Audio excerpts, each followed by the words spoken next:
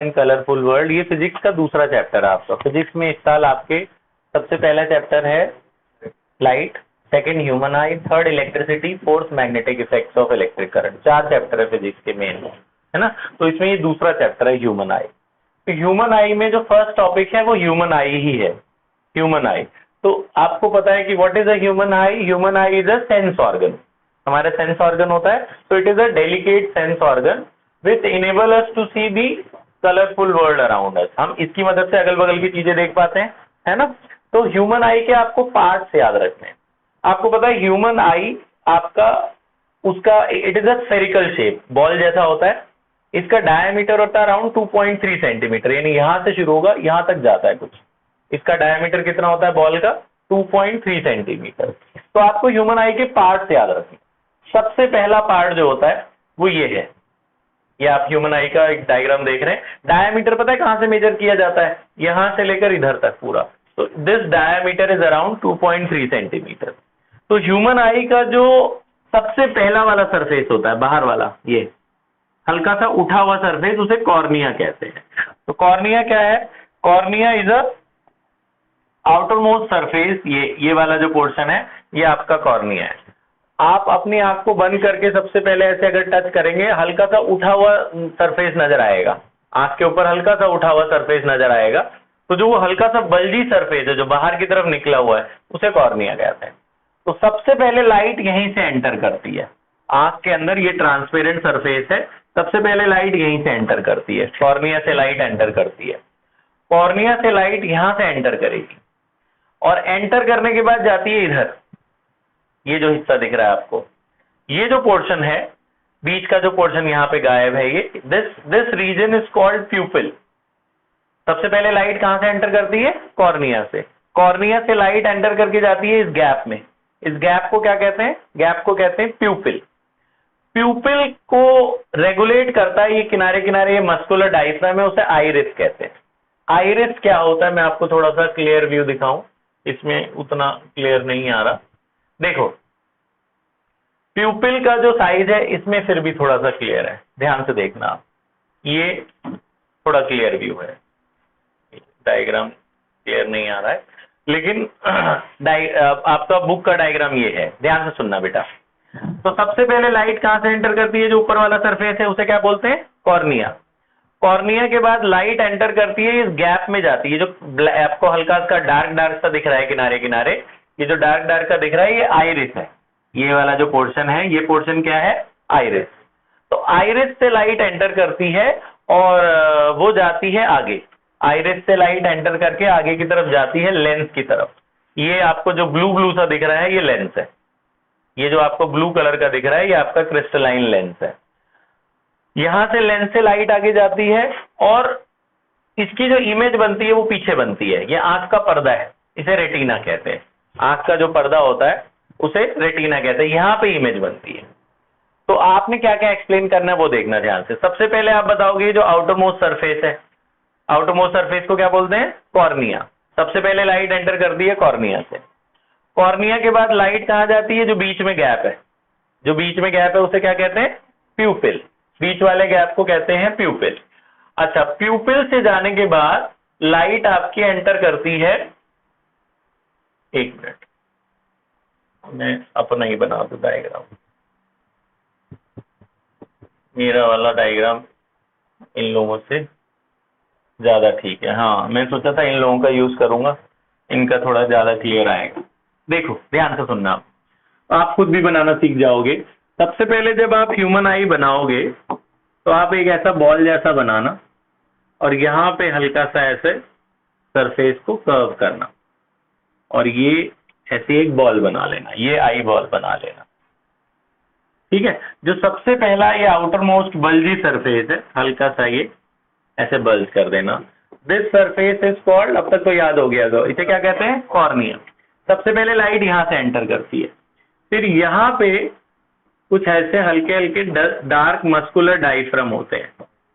ये dark muscular diaphragm है, ये मसल्स होती है, फाइबर लाइक मसल्स होती है। इस मसल्स को क्या कहते हैं? आइरिस। इस मसल्स को क्या कहते हैं? आइरिस।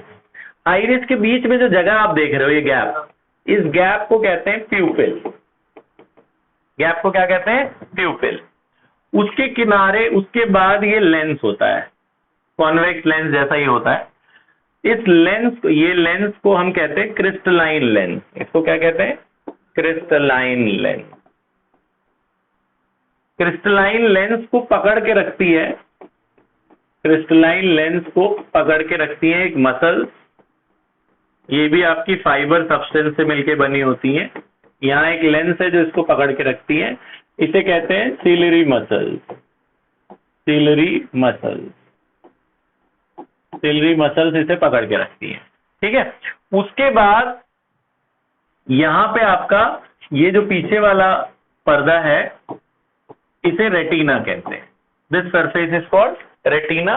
रेटिना के साथ यहां पे एक फाइबर्स जाते हैं और नर्व्स जाती हैं, जिन्हें ऑप्टिक नर्व्स कहते हैं। ये तो बेसिक डायग्राम है। दो लिक्विड होते हैं, एक लिक्विड यहां पाया जाता है, एक लिक्विड इधर पाया जाता है, एक लिक्विड यहां पाया जाता है। इस पोर्शन में भी लिक्विड पाया जाता है।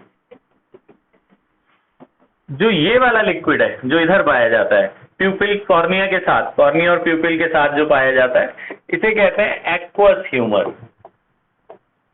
This is called aqueous humour.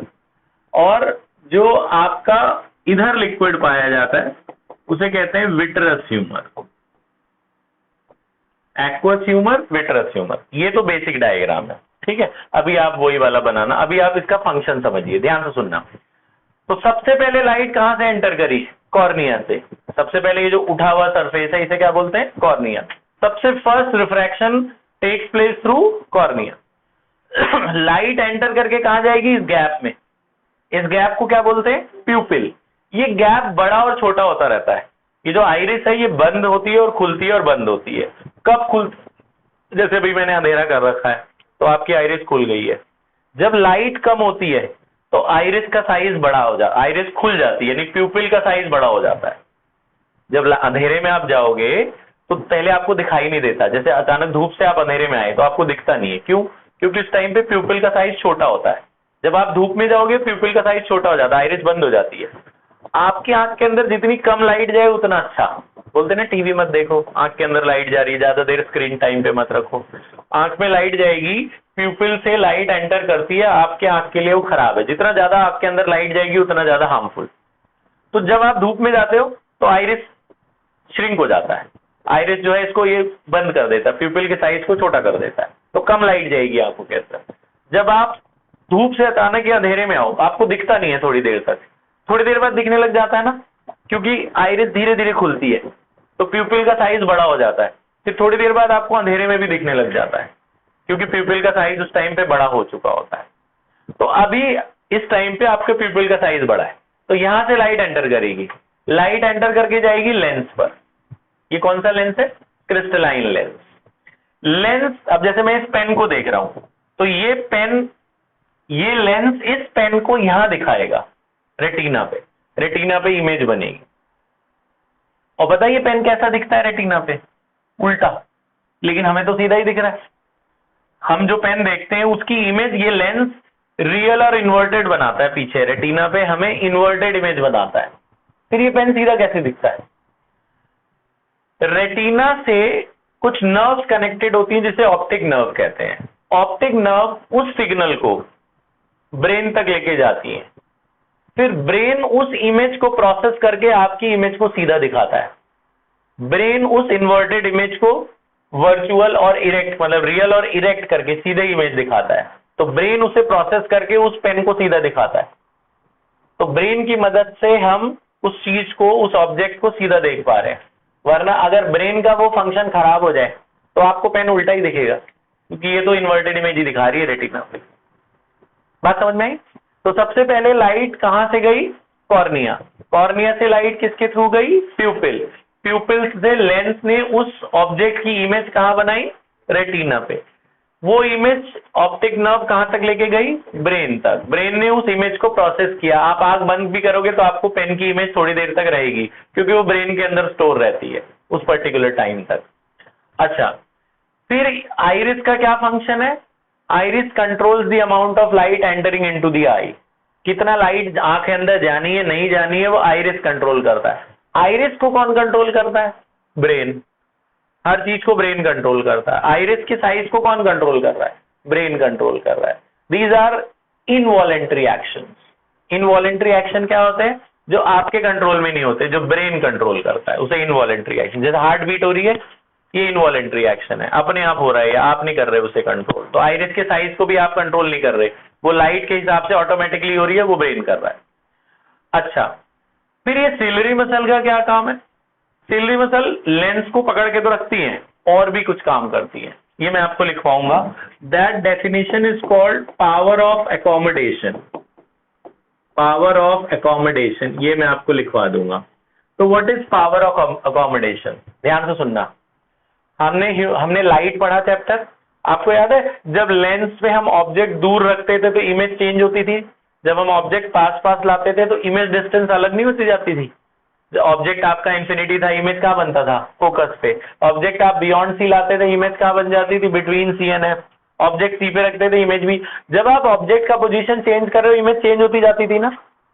लेकिन अगर मान लो मैं ये मेरा पेन है, मैं अपनी आंख के सामने देख रहा हूं, इमेज कहां बन रही है? रेटिना पे। मैं अब पास लाके देखूं तो भी इमेज कहां बनेगी? रेटिना पे। माने आप ऑब्जेक्ट कितना भी दूर पास कर लो, कहीं भी कर लो, इमेज उसने कहां बनाना है? रेटिना। ऑब्जेक्ट आप चेंज कर रहे हो लेकिन इमेज तो बदल ही नहीं रही, इमेज तो रेटिना पे आ रही है। तो ये ऐसे कैसे हो रहा है? ऑब्जेक्ट बदल रहे हो तो इमेज डिस्टेंस भी बदलना चाहिए ना। ये इसकी वजह से होता है, सिलरी मसल की वजह से। सिलरी मसल क्या करती है? इस लेंस को स्ट्रेच और रिलैक्स करती है। जब आप दूर जाते हो, जब आप अपने ऑब्जेक्ट को दूर रखते हो, तो सिलरी मसल स्ट्रेच हो जाती है, फोकल लेंथ बढ़ा देती है। फोकल लेंथ बढ़ाएगी तो दूर का ऑब्जेक्ट लाके यहां फोकस कर देगा वो। और जब आप एकदम पास लाते हो तो सिलरी मसल रिलैक्स हो जाती है, तो ये कॉन्ट्रैक्ट हो जाता है। तो सिलरी मसल्स क्या करती हैं? इस लेंस के फोकल लेंथ को बदलती हैं ऑटोमेटिकली। सिलरी मसल क्या करती है? जैसे नॉर्मली तुम्हारा कैमरे का फोकस है, या तुम्हारा डीएसएलआर कैमरा भी होता है, जब दूर कोई चीज को फोकस करना हो, थोड़ा धुंधला नहीं दिखता? दूर किसी चीज को फोन से भी फोकस करते हो, थोड़ा धुंधला दिखता है, थोड़ी देर बाद क्लियर करता है ना। लेकिन हमारे आंख के अंदर इतनी अच्छी पावरफुल फोकस है कि आप दूर रखो चाहे तुरंत साफ इमेज दिख रही है ना। ऐसा तो नहीं पहले धुंधला दिखता है फिर क्लियर दिखता है। कितना भी महंगा से महंगा लेंस हो, पहले उसे फोकस करना पड़ता है। फोकस चाहे दूर रखोगे तो उसको फोकस करोगे तब जाके वो क्लियर इमेज दिखाएगा। हमारे आंख के अंदर सिलरी मसल की वजह से चाहे दूर की चीज हो चाहे पास की चीज हो, तुरंत फोकस कर देता है। फोकस करके इमेज कहां बनाता है? रेटिना पे। तो आपसे कोई पूछे कि what is power of accommodation, तो आप बोलोगे it is the ability of eye lens to focus the object with the help of ciliary muscle placed at different distances. ठीक है, अलग अलग डिस्टेंस पे ऑब्जेक्ट को रखो और उसको फोकस करने की एबिलिटी को क्या कहते हैं? Power of accommodation. और फोकस कहां करता है? रेटिना पे। कहीं भी ऑब्जेक्ट हो, इमेज रेटिना पे ही बनेगी। ठीक है, इसे क्या कहते हैं? Power of accommodation. अच्छा, अब बारी आई, मैंने आपको दो लिक्विड लिखवाए थे। एक लिक्विड का नाम है एक्वस ह्यूमर और दूसरे लिक्विड का नाम है विट्रस ह्यूमर। देखो, ये कॉर्निया को और आई लेंस को फ्लूइडिटी प्रोवाइड करते हैं। मतलब आंख हमेशा, आप देखें, हमेशा ड्राई नहीं होती, आंख हमेशा हल्के हल्के फ्लूइड मीडियम में रहती है। तो जो ऊपर वाला लिक्विड है वो इसकी वजह से है, जो ऊपर वाला लिक्विड है वो एक्वस ह्यूमर की वजह से। और इसी अगर आंख सूख जाए तो आपकी जो ये ऊपर वाली है ना, ये खुले ही ना। आंख अगर सूख जाए, पानी ना हो आंख के अंदर, ऊपर वाला सरफेस में फ्लूइड ना हो, तो आंख की जो आईलिड है ये खुले ही ना। तो लिक्विड की मदद से, कोई चीज लिक्विड रहती है, स्लिपरी रहती है, तभी आराम से सरफेस से वो, तो ये एक प्रेशर प्रोवाइड करता है कि आंख का सरफेस के साथ वो फ्लूइडिटी रहे और वो खुल जाए। इस लिक्विड की वजह से ये सारे ड्राई होने से बचते हैं। और विट्रस ह्यूमर की वजह से रेटिना और लेंस का ये वाला सरफेस ड्राई होने से बचता है। और जो आंसू आते हैं, लिक्विड के जो आंसू हमारे आते हैं, उसका जो मेन होता है फंक्शन, वो एक्वस ह्यूमर की वजह से आंसू आते हैं। जो आंसू आते हैं वो एक्वस ह्यूमर की वजह से आते हैं, लिक्विड जो आता है।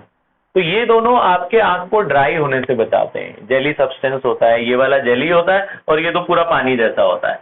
जो एक्वस ह्यूमर होता है ये वाटर होता है, और ये अंदर वाला जेली सब्सटेंस होता है जो लिक्विड होता है। इनके अलावा आपने दो चीजें और लिखी, इस रेटिना के अंदर दो सब्सटेंस होते हैं, एक का नाम है रोड्स, एक का नाम है कोन्स। अभी मैं आपसे पूछूंगा, इसलिए ध्यान से सुन लेना। रेटिना के अंदर दो चीजें और पाई जाती हैं, एक का नाम है रोड्स और दूसरे का नाम है कोन्स। रोड्स क्या होते हैं? Rods are light sensitive cells, याद रखना, rods are light sensitive cells. ये क्या करते हैं? कम रोशनी में देखने में मदद करते हैं। जब अंधेरा हो जाए, 6 बज जाते हैं, 6-7 बज जाते हैं, उस टाइम पे तो लाइट नहीं रहती, सनलाइट, उस टाइम पे ये एक्टिवेट हो जाते हैं रोड्स।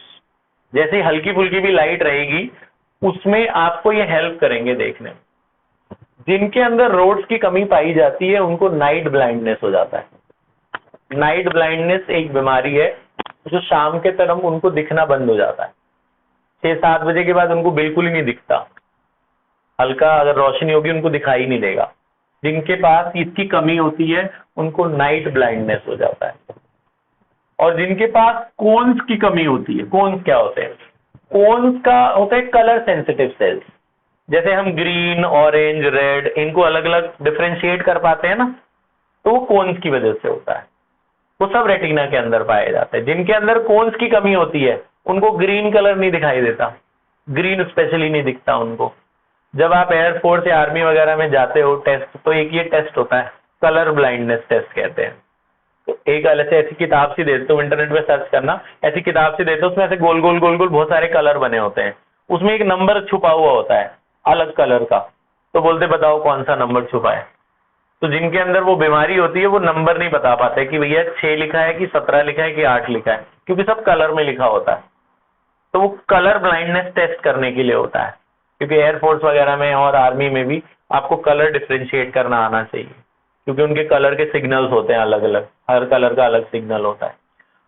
तो rods are responsible for light, cones are responsible for colour. ठीक है, तो ये सारी चीजें याद रखना। अब आपको ये याद हो गया होगा आंख का सारा पोर्शन। सबसे पहला पोर्शन क्या था? कॉर्निया। लाइट सबसे पहले रिफ्रैक्ट कहां से होती है? कॉर्निया से। कॉर्निया के बाद कहां जाती है? प्यूपिल में। प्यूपिल के बाद इसमें जाती है क्रिस्टलाइन लेंस पे। लेंस उसकी इमेज कहां बनाता है? रेटिना पे। रेटिना पे कैसी इमेज बनती है? रियल और इन्वर्टेड। वो सीधी कैसे होती है? ब्रेन उसे प्रोसेस करके सीधा बना देता है। रेटिना के अंदर दो सेल्स होते हैं, light sensitive rods, colour sensitive cones. ये सिग्नल कौन लेके जाता है? ऑप्टिक नर्व ब्रेन तक। ठीक है, आइरिस क्या करती है? प्यूपिल के साइज को कंट्रोल करती है और कितना लाइट आंख के अंदर जाए उसको रेगुलेट करती है। सिलरी मसल क्या करती है? लेंस को होल्ड करती है और लेंस का फोकल लेंथ बदलती है। कब बदलती है? जब आप ऑब्जेक्ट को दूर पास रखोगे तो फोकल लेंथ बदलेगा। बात समझ में आई? एक्वस ह्यूमर क्या करता है? कॉर्निया को और इसको ड्राई होने से बचाता है और एक प्रेशर प्रोवाइड करता है जिससे आपकी आंखें खुले और बंद हो। लिक्विड नहीं, सूख जाएगी आंख तो चिपक जाएगी, इसमें खुलेगी नहीं, है ना। और ये क्या करता है? ये रेटिना है, विट्रस ह्यूमर रेटिना को और लेंस के इनर सरफेस को ड्राई होने से बचाता है। ठीक है, ये जेली लाइक सब्सटेंस होता है। आंख याद हो गई, ह्यूमन आई। ठीक है, पावर ऑफ अकोमोडेशन नया टॉपिक लिखो, पॉज कर दो बेटा। ह्यूमन आई बना लो पहले आप।